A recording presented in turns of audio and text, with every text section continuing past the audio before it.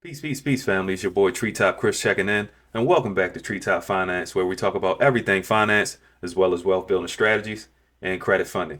Today, we're going to talk about how you can build a relationship with the bank as a new business owner. I'm going to help you set up your new business in a way that's going to give you that legitimate look to the banks. We can go into some more advanced details later, but this will be the bare minimum to get you to set up a business account with that bank. Not only that, I'm going to teach you how to create transactions so that the bank can see that you're moving money without you actually buying or spending anything or putting that money back in your pocket after everything is done. And lastly, we're going to go over bank ratings, how the bank sees you based on your cash flow sitting in the bank. I'll explain it more in depth in this video. Let's get to it. Now, first things first, let's look at this business checklist we have here. This is just going to be a starting point for a lot of people. I know it's not going to be as complicated as a lot of YouTubers, but I want you to just get out there and get started. If you need any help, you reach out to the people around you in your network to get help, or reach out to me. But this checklist is the bare minimum. So I'm going to go over this with you all. So we got the business name, right? And right next to it, you see high risk and low risk names. What does that mean, right? What does that mean, high risk and low risk names? That means that when you go for funding, or you're trying to create a relationship with the bank that eventually will lead to you getting some funding, you don't want to be considered high risks, meaning that a high risk that you'll default on a loan or run off on the plug twice.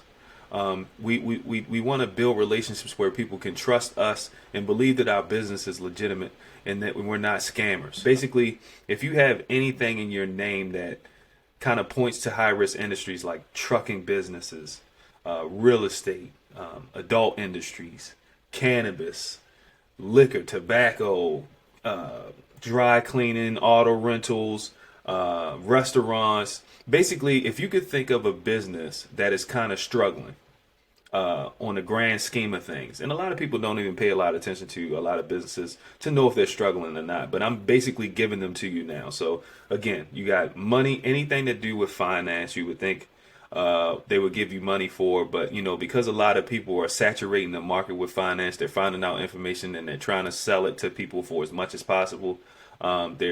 Those same finance people are taking out loans and defaulting on them. So finance, anything with finance in the name, it's going to be hard for you to get money. Trucking, restaurants, real estate, anything, adult industries, gambling, liquor stores, tobacco, cannabis, dry cleaning, auto rentals, none of that stuff. They're all considered high risk. Now, if you have a business in those industries, I'm not saying that you can't start a business in that industry. What I'm saying is, if you're going to start a business in that space, you have to name it with a broad name. So say if you want to be in the real estate industry, instead of saying Pete's Fix and Flippers, you'll say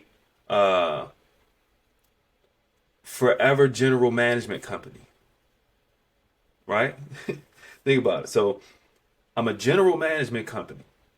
I do real estate in my business. I manage my business doing real estate. Different from the eyes of the bank, from the eyes of the lender.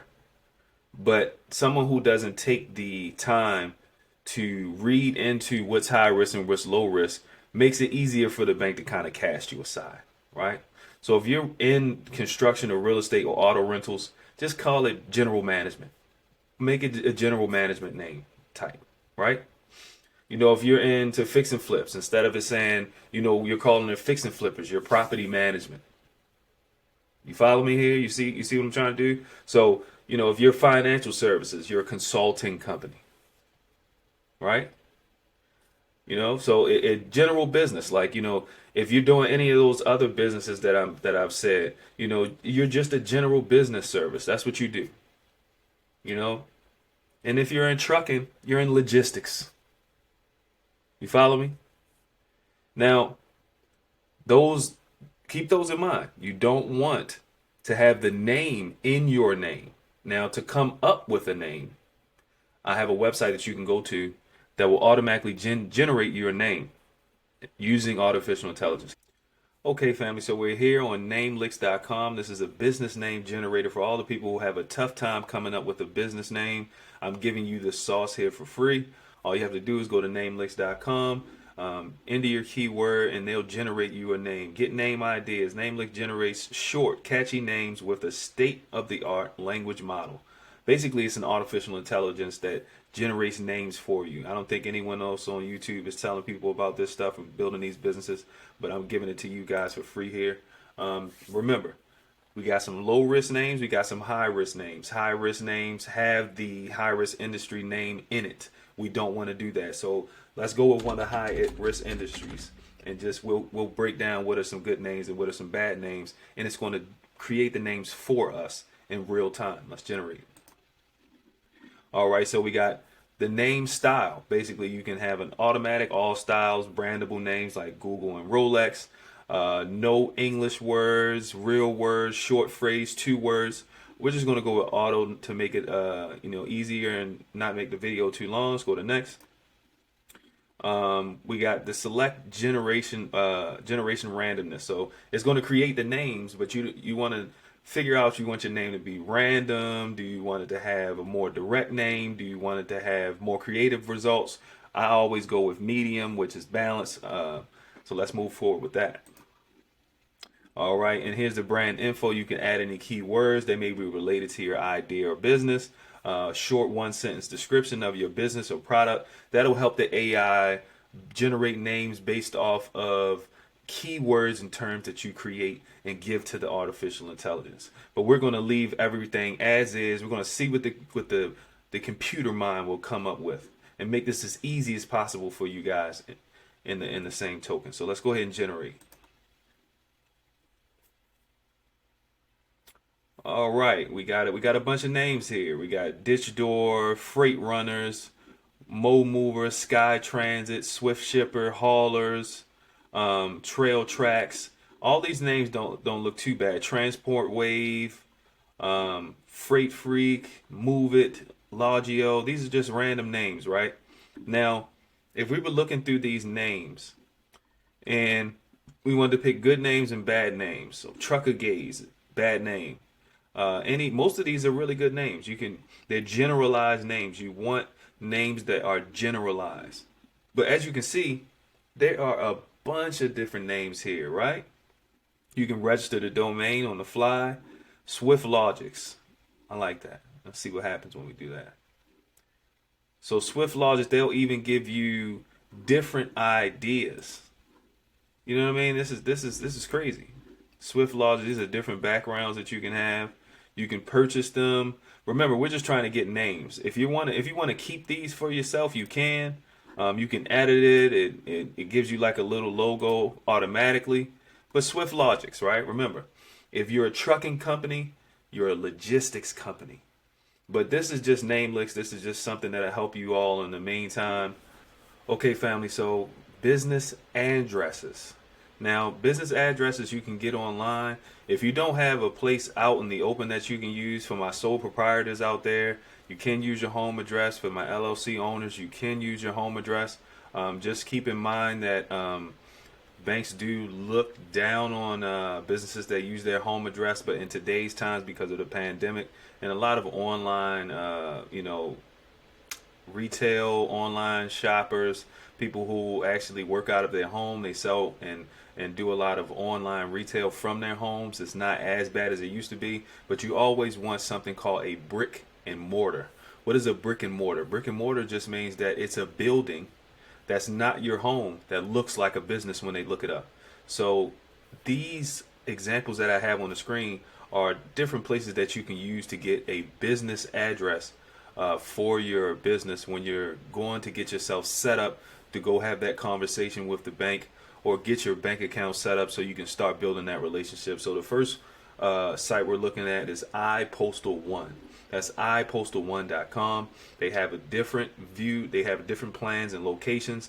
Just keep in mind that when you look at those plans, you got virtual mailing addresses, get real physical street addresses, view and manage your mail remotely, prevent mail and package theft, protect your privacy, etc. You got virtual business addresses. This is just a mailing address. You pay attention to this.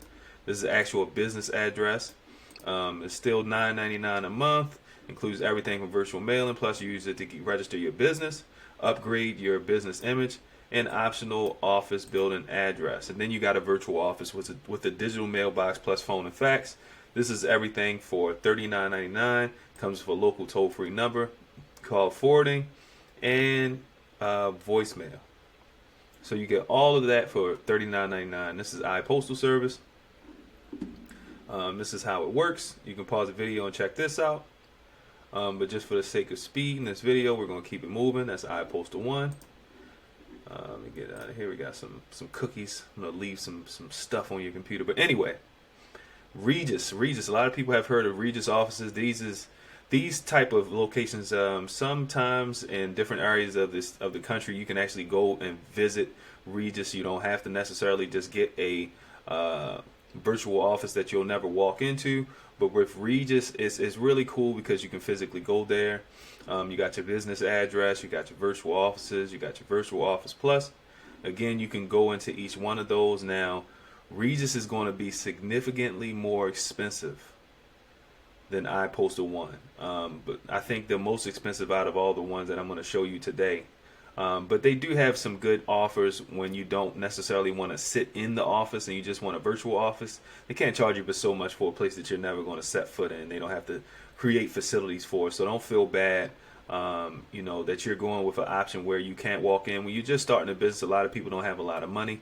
So maybe later you'll update to a physical address. But for now, we just need a virtual address that looks like a building.